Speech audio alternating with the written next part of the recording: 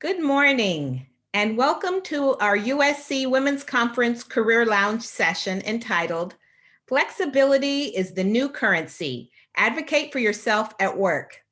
My name is Lori Shreve-Blake, and I'm the Senior Director for Alumni and Student Career Services at the USC Career Center.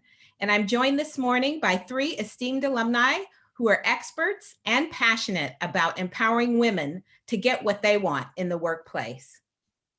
Recently, a Pew Research study and Canvas survey was released stating that over 50% of employees want to continue working remotely in some form, either part-time or full-time, as we emerge into the new normal. Other women may be interested in promotion, raises, or other professional development. Women are skilled at advocating for other people, and we need to get better at advocating for ourselves. Today, we will learn practical tips on how to advocate for yourself at work, get what you want, feel more valued by your employer, and find more fulfillment at work. We want the discussion to be interactive, so please put your questions in the chat and I'll ask them of our panel.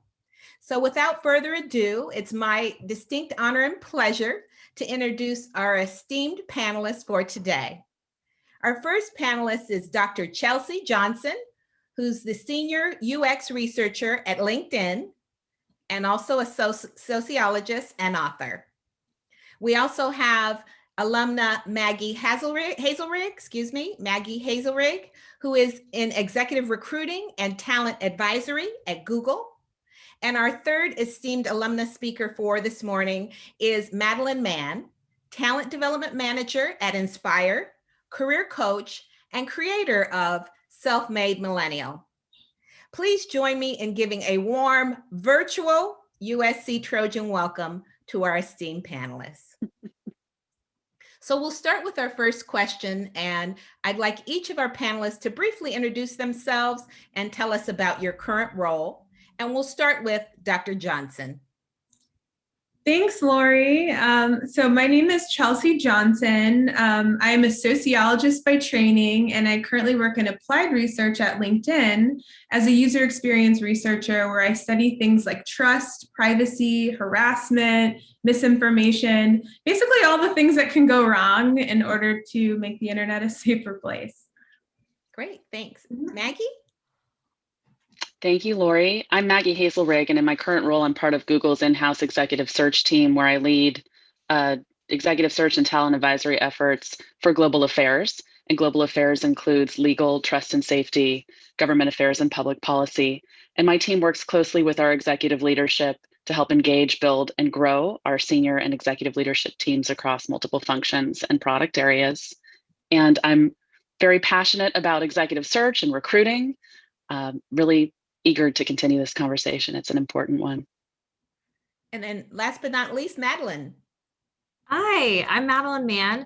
I am a human resources leader, and I currently work in the talent development space at Inspire, which is really focused on employee development and training. And I also have my own business called Self-Made Millennial, which helps folks land jobs and expand their careers. And I've built an audience of over 500,000 professionals who have been building their careers with me. Great. Thank you so much for those introductions. So we'll start our first question with Chelsea. And Chelsea actually is near and dear to Esther and I because she used to work in the Career Center. She was our PhD intern and helped plan our PhD career conference. And now she has graduated and is a doctor of sociology. So Chelsea, drawing on your PhD studies and research related to sociology, women, and feminism, why do women have a hard time advocating for themselves? Yeah, good question. So what I didn't mention before was my PhD training is at the intersection of race, class, and gender. So I study intersectionality. And how I think about that in terms of the question, Lori, is, well, we all know that women are judged more harshly at work, judged more harshly for self-promoting. It can be seen as unlikable for women, but confident for men. And so, those sexist stereotypes they're part of the equation when you're asking for support. You could be seen as too emotional or weak on one hand, or aggressive on the other hand. And it can be one of those catch-22s where you feel like you shouldn't say anything at all. And that's especially true for women of color, because you're also balancing stereotypes that you're incompetent, or again, aggressive or not worthy of what you're hoping to achieve. That affects, women in working class positions even more so, or hierarchies between the worker and the employer are even more exacerbated. But, in this moment right now where people are losing their jobs and employers are downsizing, it's really difficult in the face of all those stereotypes to, worry about your manager challenging your commitment to work. Women have always experienced that, especially like women of childbearing age, pressure, worries that, you might have a child and leave the company in a lurch, or things like that. Those have always been part of the equation when you're asking for support as a woman, if you're asking for time off. It's, I think we're all feeling this even more so in COVID, where women are often doing a second shift. You do your job at work and then you come home and you do a disproportionate share of domestic labor. And even though, there's just more domestic labor right now, and even though men are stepping up, women continue to do a disproportionate share. So you're often in that moment of, needing to advocate for yourself at work, needing to advocate for yourself at home, and all of the jobs that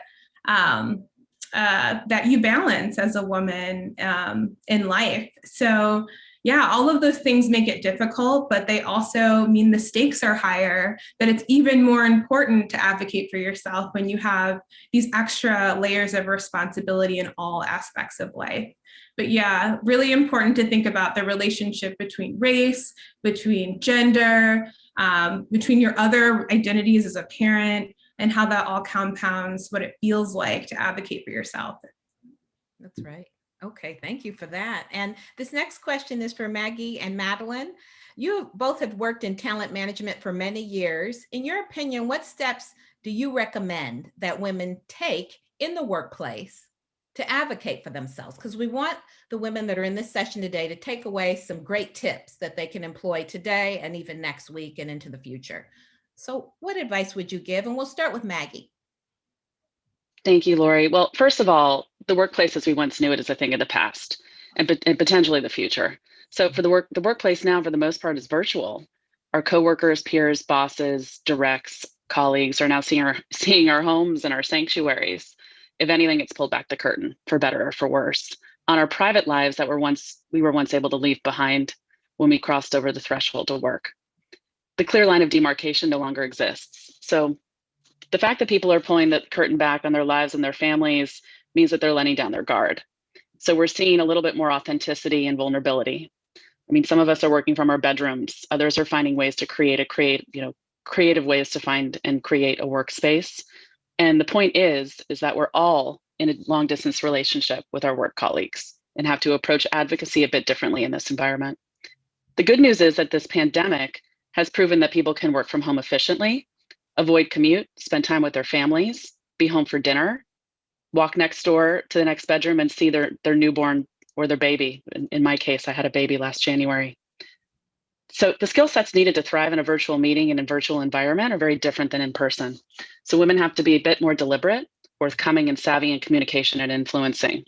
So we are finding ways to connect on levels that we haven't before, and that's a beautiful thing. So one thing I've learned is that advocating is only successful if you build trust and have credibility, and if it's authentic. It's also not a solo job. So how do you create credibility? You start by showing up, by being helpful. As my former boss and mentor says, be useful and be visible. Yes. Don't make excuses. Be transparent, ask for what you want, be hardworking, and be humble. Build bridges, collaborate, lift up those around you. Be that advocate that you want. Sometimes it's easier to give advice than to take it. If you're in a leadership role or a manager, show humility, care personally, challenge directly, show some vulnerability. Align yourself to the right mentors and advocates. Seek out feedback and guidance. Remember, feedback can be a gift, not only to give it, but also to receive it. And ask for advice. Remember that mentorship does not have to be a formal relationship. It can just simply be a simple conversation. And align to someone you respect and seek advice from them. People love to talk about themselves.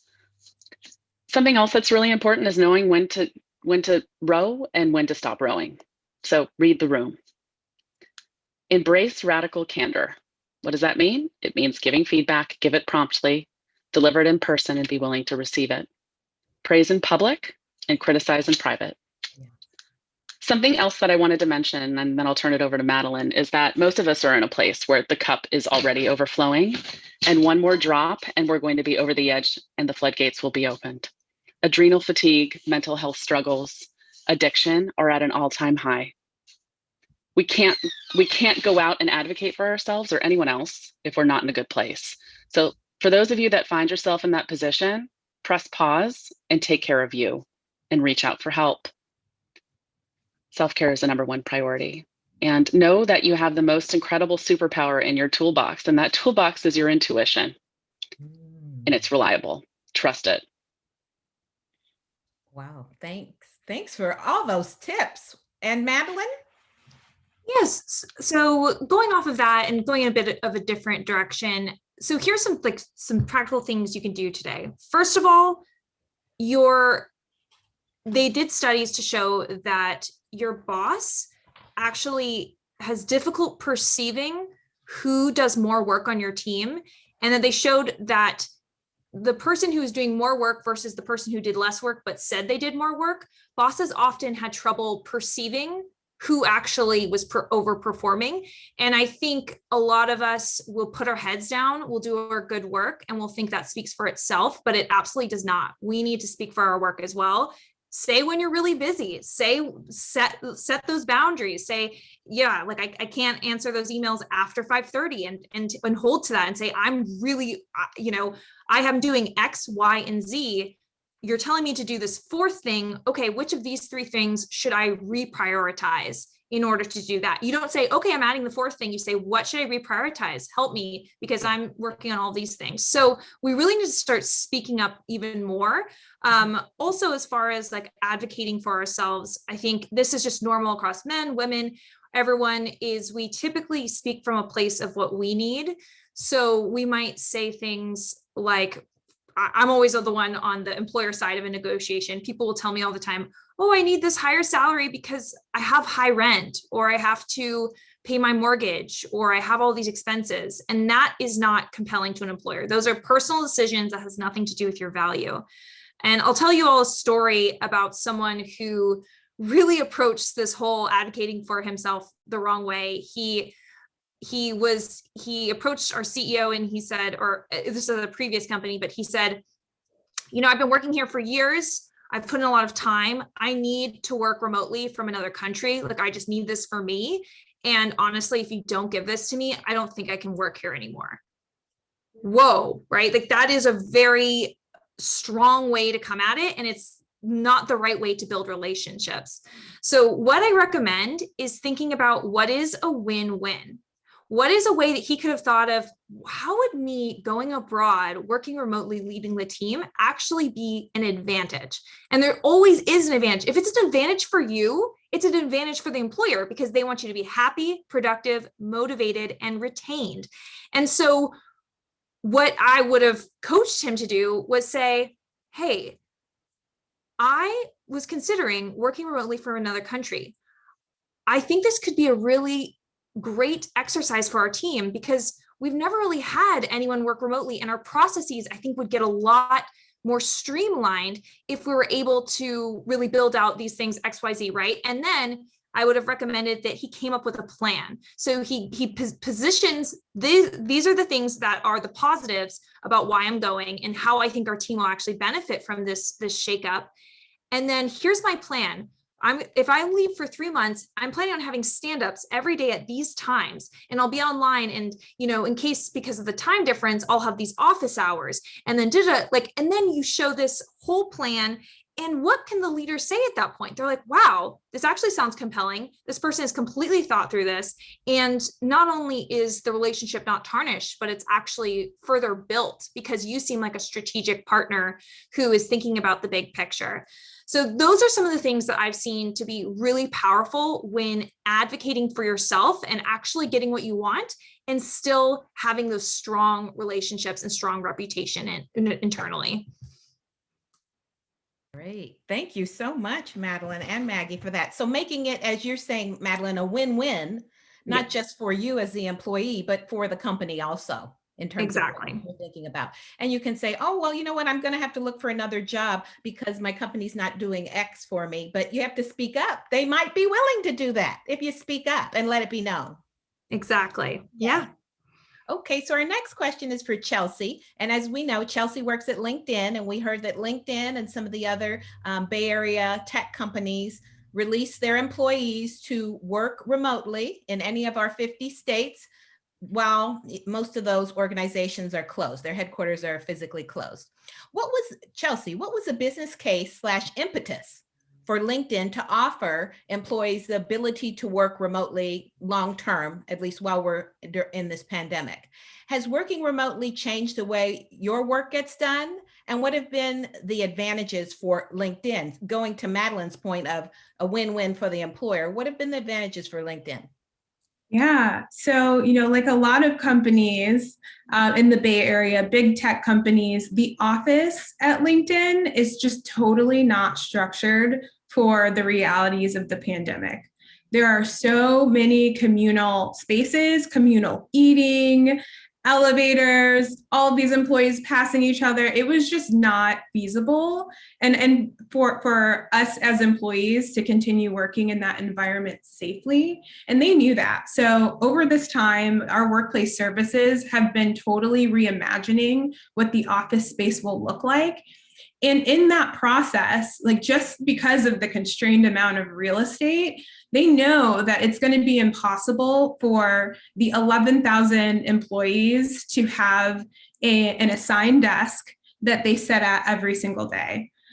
So they know that some of the challenges that we're facing now are going to persist into the long term. So what the mantra has been so far is not that the future is remote work, but that the future is flexible work, and expecting people to flex in and out of the office and thinking about different sorts of reasons why you might want to be in person. Is it for workshops where creativity takes place? Is it for team building that you'd want to be together? So I think right now, a lot of the conversation is not just you need to be in the office because we need to have eyes on you, because over the course of this last year, they've actually seen that people are more productive working from home, perhaps because we're not spending, at least in the Bay Area, there were days where I spent 4 hours on a LinkedIn bus commuting to work.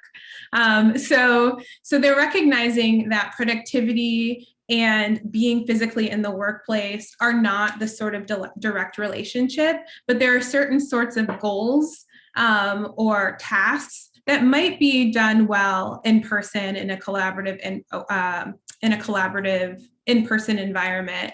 But actually, in a workplace like LinkedIn pre-pandemic, because there were so many people and it was sort of like a campus-like environment, we always had digital tools that sort of enhanced our semi-in-person working relationship. So we always had a Zoom meeting ID for all of our meetings, because sometimes it was just difficult to get to a conference room in another building and the amount of time that you had. So as we transitioned to working remotely, those sorts of systems were already in place for us to make that transition feel a little bit more smooth. But I'm seeing now the biggest challenge, I think, won't be the actual productive time, because people are actually finding finding that like maybe they're actually being overproductive because that balance between when you're off work and when you're on work is a little bit looser because it's all happening in the confines of, like Madeline said, you might just be in your bedroom. And so there isn't really this physical, I'm leaving the office. But what's, I think, going to be a bigger challenge moving into the future is how to retain rapport with people, all of the things that it takes, like Madeline and like Maggie said, to be able to advocate for yourself, like knowing the people that you're working with, feel it coming across as authentic, having those relationships. Those things are difficult because sometimes those happen in those in-between moments when you're walking from one meeting to another and you're just asking how someone is, or you're sitting together at lunch. So I think what will be the challenge moving into the future is how to create those moments for like serendipity, for relationship building, so that you do have that basis to ask for what you want and for that to come out successful. That's going to take a little bit of creativity. I'm still experimenting with that, and would love to know also from the co-panelists how they're navigating some of those things that take a little bit of extra time and challenge that might just happen casually when you're in person with folks. Great, thank you, Chelsea. I love that idea too, that there's certain tasks, they're identifying certain tasks where people are going to need to be physical, and then certain tasks where they don't. And I've heard that from so many people. I've talked to a lot of people who have said, I enjoy working from home. I'm working more now than ever before, more productive. We're getting more done. I hear it from managers too.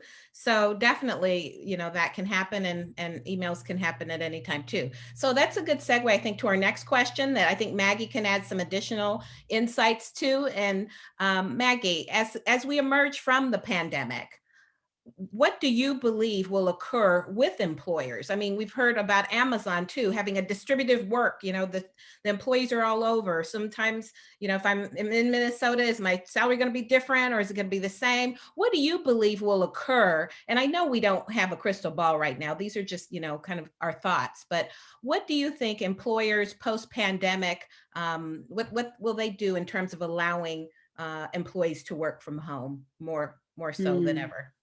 And again, Such a great question. The title of our event, Flexibility is a New Currency. How will this add value for employees to have that flexibility? Sure. And Chelsea, you touched upon so many points, some really good ones too.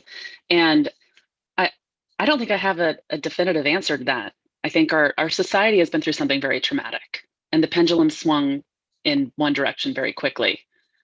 Whatever happens, it's going to be experimental, it's going to be transitional, and we will see multiple iterations. I work, for example, for a company that's very agile, flexible, data-driven. It also puts the needs of its employees and its customers above everything else. And my message, I think, to all women is seek out organizations and constructs that align to your values and your needs. What has been proven that is, for the most part, efficiency has not been sacrificed in this environment. So what I do think will happen is that companies will make their offices a place where employees want to be. And that was already the transition that was happening before this pandemic. Different generations work differently and engage with their workplaces differently, even more so now. I will say that part of the magic of my employer is the full campus experience and all it has to offer. So nothing replaces in-person communication. So 100% virtual models may be temporary solutions. And that said, if you have half of your workforce working remotely and the other half collaborating in person, progression and retention will have to be watched and tracked and managed and monitored. I see people being able to make choices, you know, when they want to come into the office, how they want to engage with their workspace. I see offices being, you know, workplaces looking different and being, you know, right now, like Chelsea mentioned, it's a lot of collaboration spaces and in close quarters. Maybe we see more usage of bigger, sort of sprawled out, you know, types of workplaces. I see more office sites, you know, coming on site to an office versus going off site for an event. Again, what someone right out of school may want is something very different than what a working mom may want. So I think it's really catering to you know, the different types of people in the workplace. I will share my own personal experience. So I had a baby last January, and my son was about 6 weeks old when we went into lockdown. And When I transitioned back to work, it was from home. So for a new mom making that full transition in a work from home setting, even though the pandemic was raging and there was so much uncertainty, I really felt like I had won the lottery. It was the best transition back to work I could have imagined, and how lucky and privileged I was to be in that position made me think of all the women who have to leave their infants at 4 months to go back to an office. I couldn't imagine doing that, and also don't know how productive I would have been in that case. And I was able to be close to my son during these precious times and be the best, most productive version of myself, and also be there for my child. And I really felt like I was piloting a new model that worked. And I made sure that my leadership and the leadership of this company knew exactly what I was going through and how I felt. And I think that that's a good indication of how we can advocate for ourselves, is by speaking up and sharing these experiences with the right people. So I don't know that we will go back to business as usual right away. And I think business as usual is going to look very different. There isn't going to be as usual anymore. And that's probably a good thing. More work-life integration. Again, time will tell. So whatever it is, be vocal, share your experiences, make recommendations, and follow through and advocate for that change. Excellent. And we do have a question from the audience that I'll put out to our panel, and you all are welcome to chime in on this. So this question comes from Stacy. She says, how do you assist your colleagues who are struggling in the flex space? Some people do not thrive in flex/virtual spaces, and you are there for them because you are their support, but they continue to struggle. Are there any resources or sites or suggestions that our panel has for our colleagues that are struggling in the flex space virtual arena of work?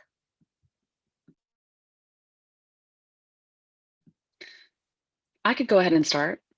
Well, I think first of all, that's a great question. And I guess I'm speaking from the point of view that flexibility is a beauty for me. I enjoy working from home, and some people like going back into the office. And I do think, again, it's finding that workspace that works for you, whether that be going in person. So back to the question, it depends on what you're struggling with or what your coworker is struggling with. Is it time management? Is it lack of structure? Is it all sorts of things? I think it's a matter of understanding what that looks like, and then it's wonderful that person is reaching out for help and that you're there for that individual. I would pass it to the other panelists and see what they think. Yeah, it would be great to get a bit of context about exactly what is the struggle. I think the answer is going to be unique based on what that is. For some people, I know, like it was just getting used to Google Suite and doing all the video calls. So it was a call to IT and really getting them to walk through those things. For others, it was childcare and not just being completely interrupted constantly. So I think it really depends on that situation and really tailoring the solution to that. Totally. I was going to say the same exact thing. I struggled with flex work in the beginning. I actually made a COVID move from Oakland, California to Minneapolis. And one of the reasons was rent is super sky high in the Bay Area. So my 1-bedroom apartment that I shared with my partner was totally fine before all of this happened. Then when we transitioned to working from home and I'm on conference calls all day and my partner's on conference calls all day, our competing for sound space was making work super, super difficult. So part of our impetus for moving from Oakland was finding and living in a city that was more affordable so that I could have a workspace and I could sort of control my work environment in a way that helped me feel more productive. So some things are like really big trade-offs and really massive transitions, but other things like Madeline mentioned could be getting tech support and helping navigate like all of the new tools and systems that you may not have relied on prior to you, but are relying on now. So all of those solutions are going to be matched the problems, but I'm sure that in some different dimension, like all of us have struggled to adjust a life that wasn't set up for what it is now and making it fit. Yeah, it's tough.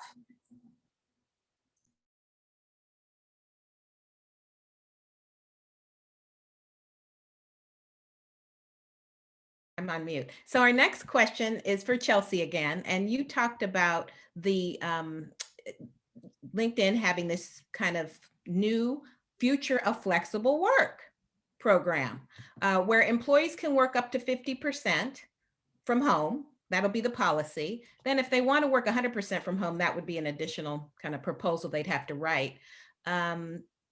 Do employees have the option to work full-time at home post-pandemic? And what led to this decision to allow workers to work 50% from home at LinkedIn? Yeah, so I think other companies too, that's happening. Yeah, so I think part of it is like the logistical piece that I mentioned before of how to transform a work environment that wasn't built for post-COVID life to something that's safe. And 50%, I think, was a barrier of allowing people the option for people who do prefer to work in the office to be able to do so at least part of the time. But the remote work policy that existed pre-COVID continues to exist today. And that's something that if you had met or exceeded your work expectations for a certain period of time, you can apply to work remotely. So there is sort of a situation where you need to have demonstrated your ability to be successful in your job in order to continue to have that privilege. But I think even now, conversations sort of department by department are challenging that even as a rule. So as I mentioned, I'm a researcher. And so part of my job is speaking to people and understanding their experiences.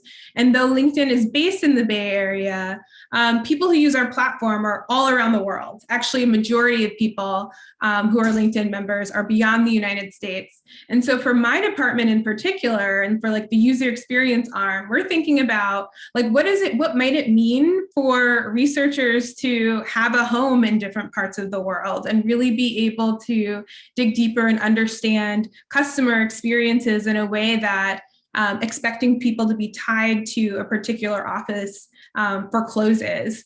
And so I'm finding which one of you has shared that experience of like how to advocate for yourself and sort of show the benefits to the company. But we're having those sort of conversations right now on an org-wide scale of like, how might this actually feed into our purpose in a way that like challenges how the organization as a whole is thinking about the cost benefit of working remotely or working flex. So I'm imagining actually that different teams will come up with different arrangements based on those hard, critical conversations that the pandemic is just frankly forcing us to have and rethink what those expectations are in a way that like continues to evolve. Like Maggie said, it's going to be iterative. There'll be a new framework, and then another new framework, and then probably another new framework, because all of this also responds to, how schools are treating things, how technology is evolving and continues to evolve because of the pressures of the current moment.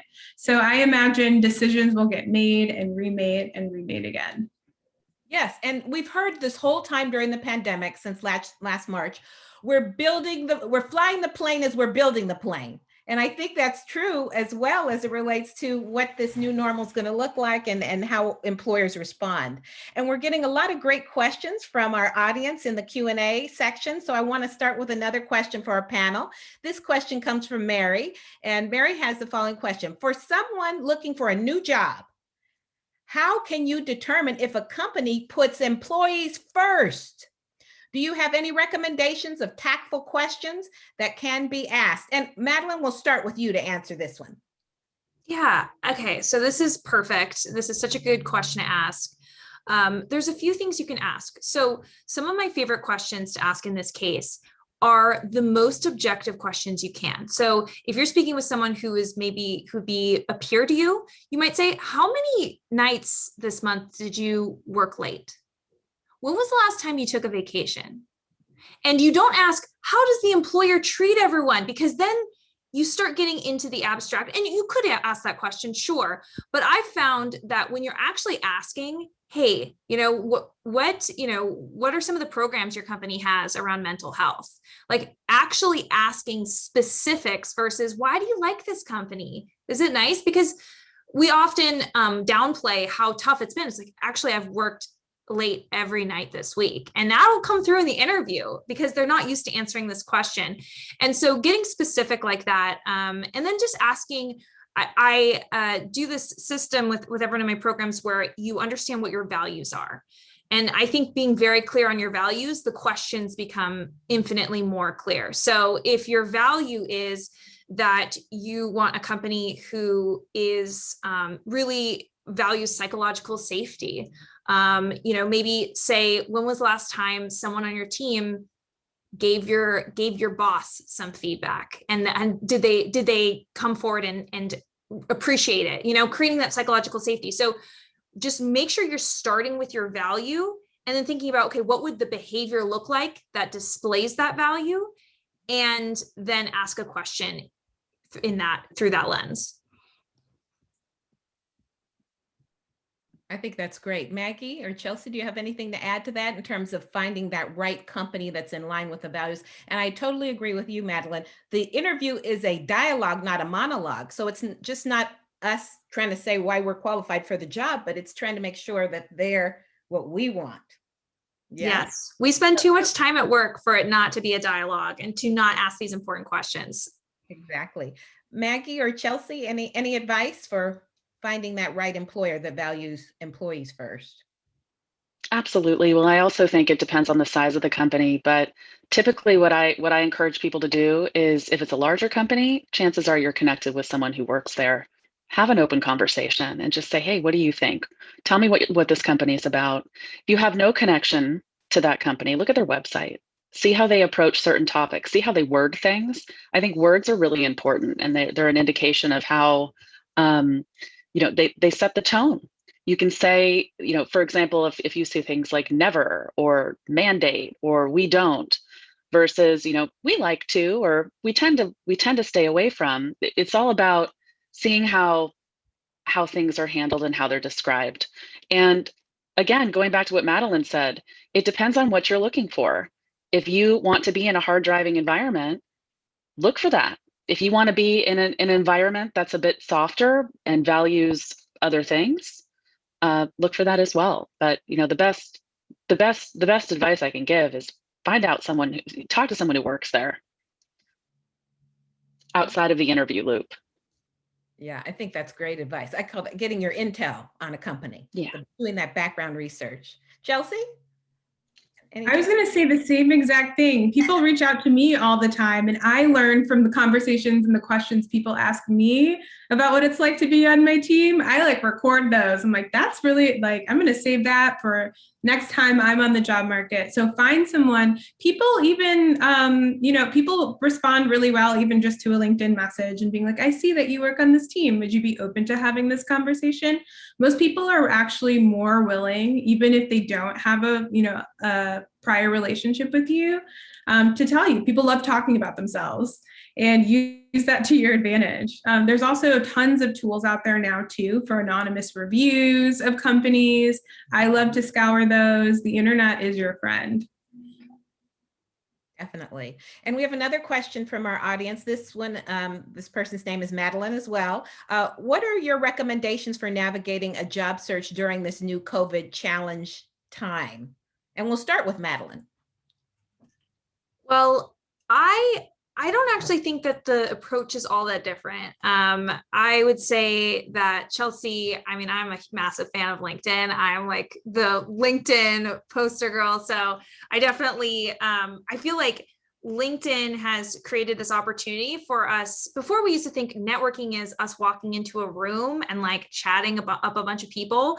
I don't think that is the most efficient use of our time. The wonderful thing about LinkedIn is we can do exactly what Maggie and Chelsea are talking about, where you can find people at certain companies.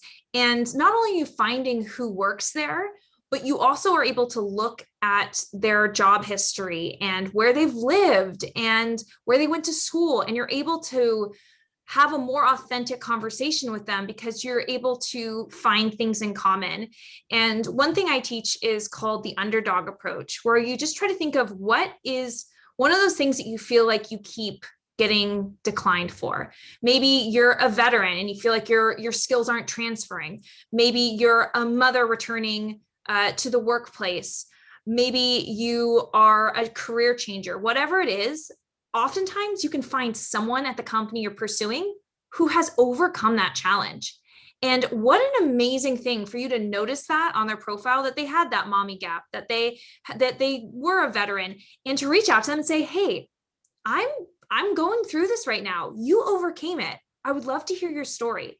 What a meaningful connection. And then those connections then lead to uncovering the hidden job market, understanding, oh yeah, there's actually a role that you might be good for that's coming up. It's going to probably, hit job boards in about 4 weeks, but I can just grab your resume now and send it along. The long way is the short way. A lot of people think that this is the long, arduous way, but it's amazing how you then get this fast track, and you also make lifelong friends. Even if that doesn't come, even if a job doesn't come from that moment, you're learning from these people, you're building these relationships, and it feels more like building friends than building like a network or anything that feels transactional.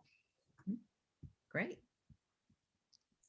Maggie or Chelsea, do you have anything to add on that one? Two things. One, exactly what Madeline said. Plus, once you make those relationships, ask for referrals. Ask if somebody will refer you for the job. Research at LinkedIn has found that people are over twice as likely to land the job if someone referred you. Oftentimes there's an incentive for the employee to refer you as well. So do not be shy about asking for that. There's often something in it for the other person, and it really, really does make a difference.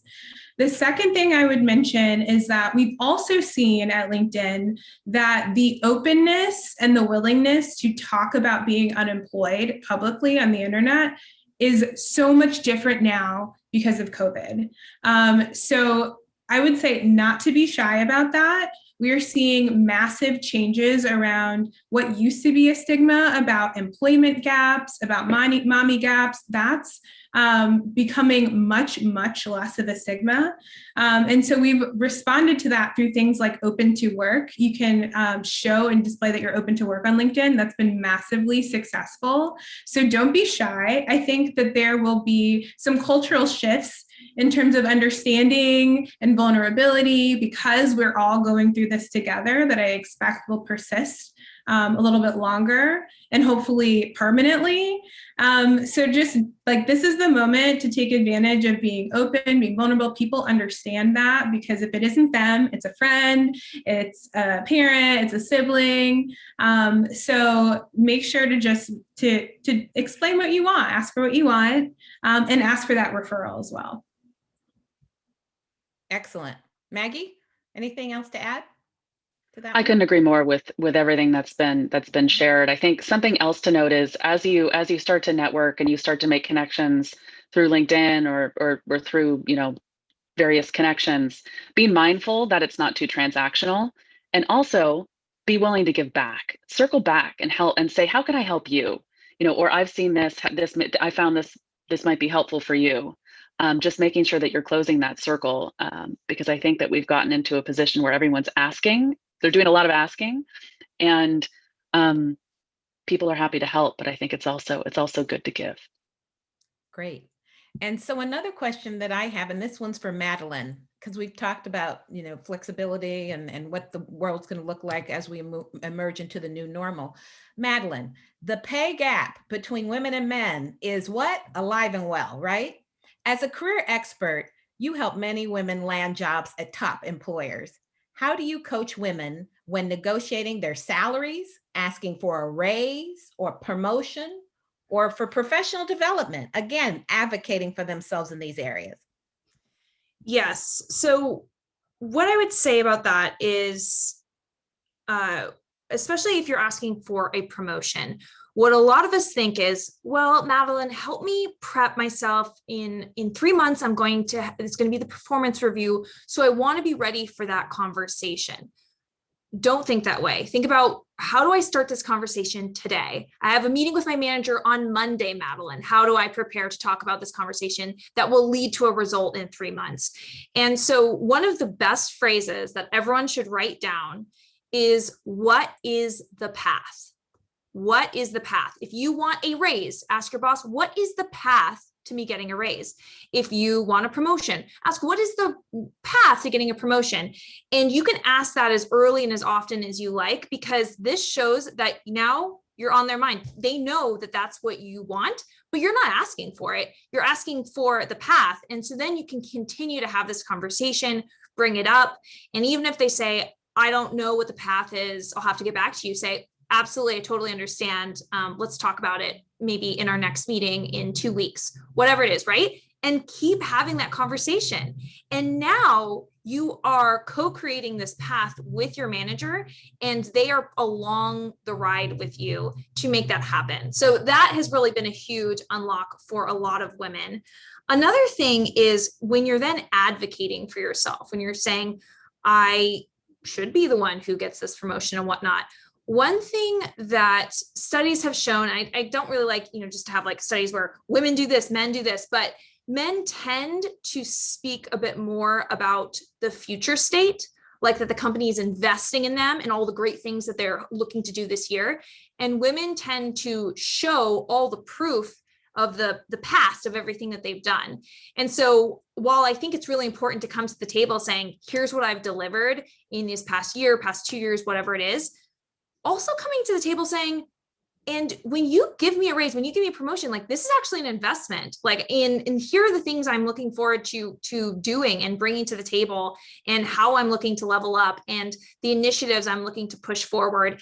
And now you're painting this picture of it's not an expense, it's an investment.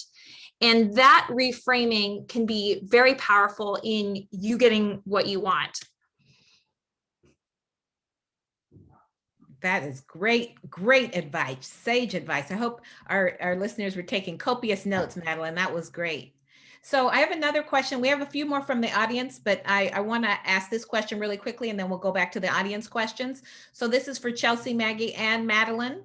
In your opinion, because I imagine we have employers on this at this session too, who are thinking about how they're going to innovate their companies and organizations and best practices to bring back. What can employers and managers do to support women at work, and particularly with advocacy? And we'll start with Madeline. So I would say one of the things that is helpful is looking at how do we look at our processes in a company and see how they're actually self-selecting for other groups. And if we start becoming more intentional about creating a process where it is more inclusive, that you're giving everyone the equal opportunity, you can open a lot more doors for a lot more people. I'll give an example. At Inspire, when we evaluate if someone should have a promotion, we don't just say, hey, Madeline should get this promotion and she's doing really great. And, oh, okay, great. She sounds really great. She gets the promotion, right? I think sometimes things move a little too fast and loose. We evaluate everyone at the same level, even if they're different job titles. Like you have to then think about, okay, let's make sure we're doing a process where we're evaluating everyone at the same time versus only having that squeaky wheel getting the grease. And so really also thinking about ways that you're evaluating performance. One thing I did at a previous company was we noticed that the women in the office were outsized, were the ones who were asked to take notes. Outsized were the ones who were helping to take care of the kitchen. And these are all called organizational citizenship behaviors, which are things that belong in almost no one's job description, but it's the things that make an office run and make things work and are thoughtful, and where you kind of go out of your way to help someone set up for the happy hour because it's the right thing to do and they need the help, right? And so what we started doing is adding organizational citizenship behaviors into evaluations of employees, of like really bringing to mind, did this employee exhibit these behaviors, and giving them credit for it. And so I think really thinking about what, if your company values those behaviors and those are actually, pro-social and you want those, then you need to start recognizing people for the things that you want, not just for the people who are trying to get ahead and aren't having this more collaborative mindset. Great, thanks. Maggie? This is such a loaded question. And gosh, I could speak on this for a long time. I think bottom line is the willingness to be flexible, the willingness to iterate, and the openness to accommodate. And I think this starts not only with, it starts with hiring, creating unbiased and equitable hiring processes that allow women to get into positions of leadership or just, join the company. Paying close attention to that progression and retention. Again, putting more women in positions of leadership. I think, look for companies where women are in positions of leadership, modeling that inclusive behavior. Support groups, I think encouraging them, promoting them. Part of how we get through things just as human beings is by connection and connecting on topics or issues that are that we share with others. Really creating those groups, whether that be new mothers or folks that are in other groups needing support. So I think that this is a really interesting time in history, and we have the ability to really rewrite it and move forward. We have everything that we need, and it's just a matter of speaking up and helping each other, advocating for each other, coming together, and creating that supportive environment. Great. And final words, Chelsea, regarding that, and then we want to get to more of the Q&A from the audience. Yeah, I have two thoughts. So the first thought is as a researcher, and the second is someone who's not a manager but's being managed. So the first thought as a researcher, if you don't measure it, then you won't know that the inequality exists. So measure it. Notice, what are the promotion rates for, not just in general, but for men versus women? What is the rate of representation in leadership for men versus women? If you don't measure it, then you won't see it. What is the drop off looking like in the pipeline, the hiring pipeline? What is retention looking like? And then segmenting out by gender. If we don't, then we won't see those patterns. We won't notice problems that need to be addressed. And so secondly, as someone who has a great manager, one of the things that my manager says to me all the time is that your success is my success. Your success reflects on me. When he's being evaluated in how my growth is doing. He can boast and say that 3 people I've managed are now managers themselves. So recognize that you are really having the same goals. The goals are shared, and it actually reflects well on you. So to Maggie's point around being flexible, being creative, those aren't things that are sacrifices or losing ground. It's not there's a limited amount of the pie. It actually reflects well on you when the people that you're managing succeed. So, in those moments around promotion and all of that stuff, that reflects really well on you. If you create an environment where the women that are on your team can succeed, ultimately, that is the measure of your success as an employer and as a manager, and particularly as a manager. Wonderful. Thank you for that. And so we have a question from our audience. This comes from Melissa. Melissa is a psychotherapist specializing in young adults and millennials. Also, she's a college professor. Her question is, what do you think employers will be looking for from new graduates coming out of this COVID year? Examples, what will they hope they have learned from this remote time at home? I can kick that one off. Madeline, sure. Yeah, so I would say that I'm in a company, and I've also spoke with a lot of different companies. When it comes to especially hiring remote, junior employees are the scariest ones typically for a lot of these employers to hire, because remote work requires trust. These companies want to trust that they'll say, hey, can you do this for me? And then it'll happen. And, sometimes there is this mentality of, if you see the person doing the work and there's just a lot more trust built there than you sending an email to someone and just going out into the ether. And so what what these more junior employees need to convey, and these new grads, is showing a track record of being an independent worker, someone who can be given a challenge and that they can find ways to conquer it.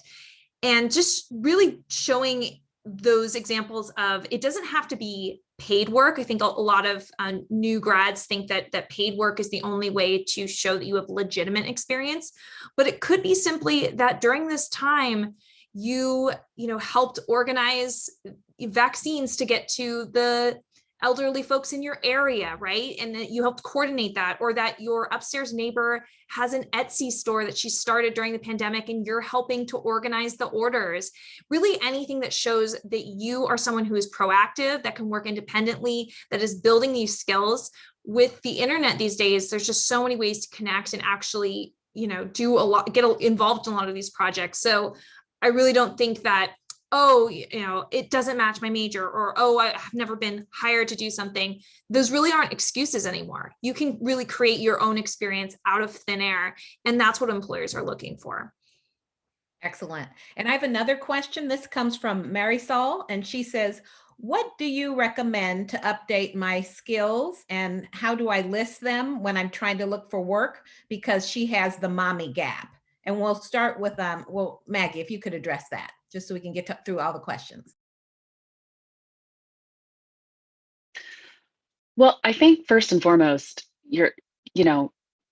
it's not really going to matter what you put on your resume or your LinkedIn profile. I think it's a matter of relationships. So first and foremost, I would start to reach out to some women who have gone back to work that, if you don't know women who have, take a look and see if you can be connected to one.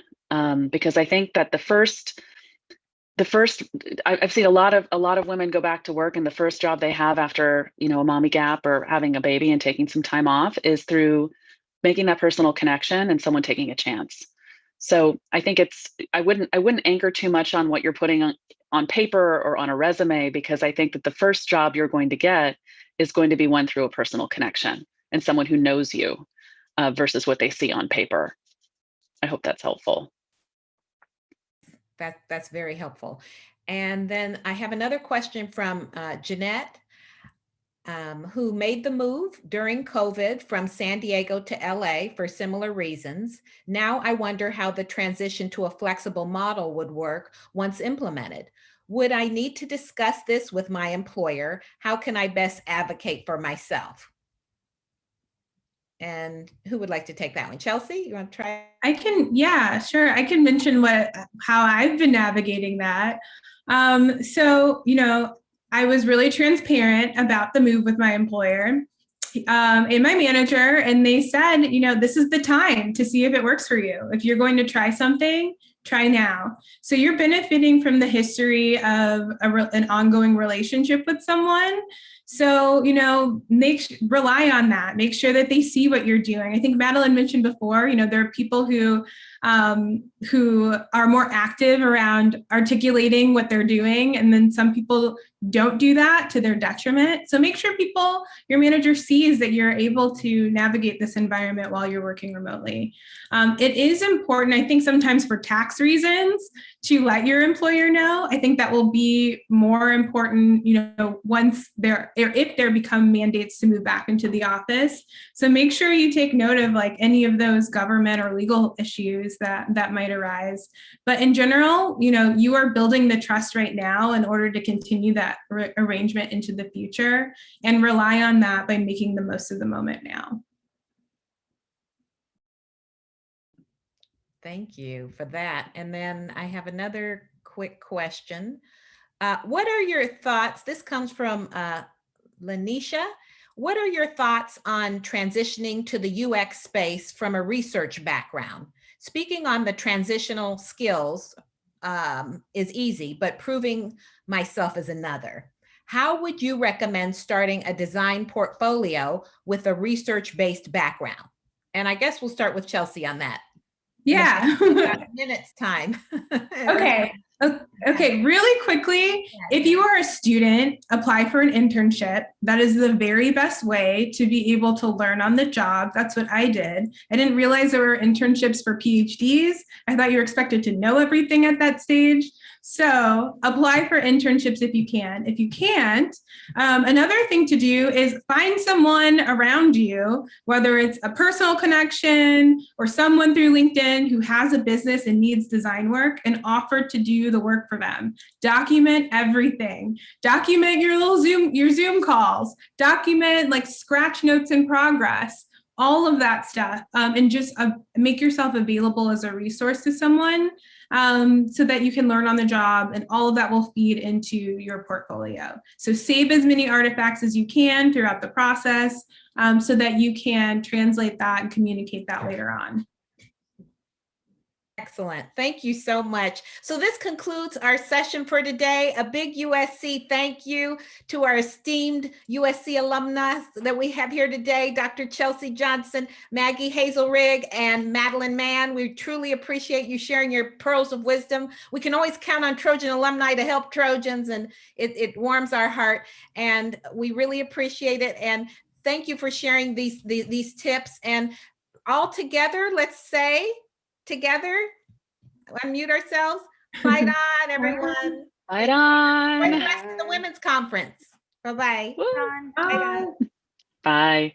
Bye. Thanks.